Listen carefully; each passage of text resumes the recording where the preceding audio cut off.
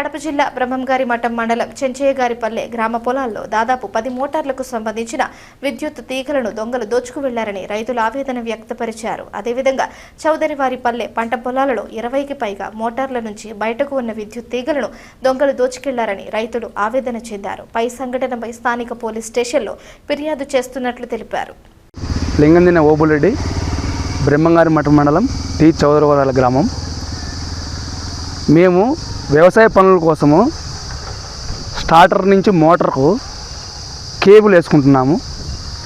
ఆ కేబుల్ దొంగలించడం ద్వారా మేము రేపటిలో వరి వ్యవసాయానికి దిగాలి. మేము రేపు స్టార్ట్ చేయాలి. నేను నీళ్ళు వేసాము. నిన్న రాత్రి ఉన్నది వైరు. తీరా తెల్లజామున 6 గంటలకు చూస్తే వైరు కట్ చేసుకొని పోయారు. ఇలా కట్ చేసుకొని పోతే వాళ్ళకేమి 200 వస్తుంది. కానీ మాకు ఆ ట్రాక్టర్ మోటార్ ఎత్తిన దానికి ఆ వైర్ కనీసం 5-6 వేలు ఖర్చు వస్తుంది.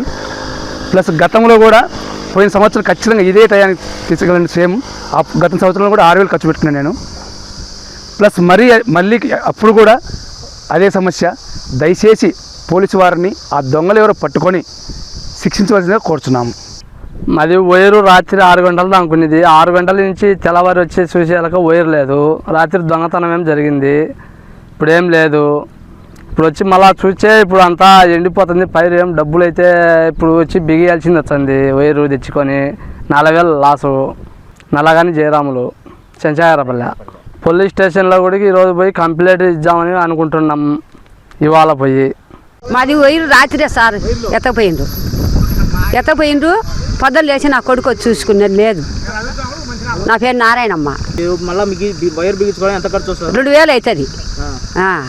2,000 అవుతుంది ఇప్పుడు వైరు అన్నీ తెచ్చాక. నా పేరు శ్రీపతి పాలకొండయ్య, చెంచయ్యగారిపల్లె.